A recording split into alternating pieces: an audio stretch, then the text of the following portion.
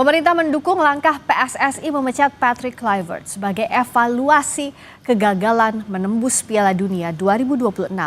Mensesnek Prasetyo Hadi bilang PSSI harus segera mencari penggantinya untuk mewujudkan mimpi timnas berlaga di Piala Dunia.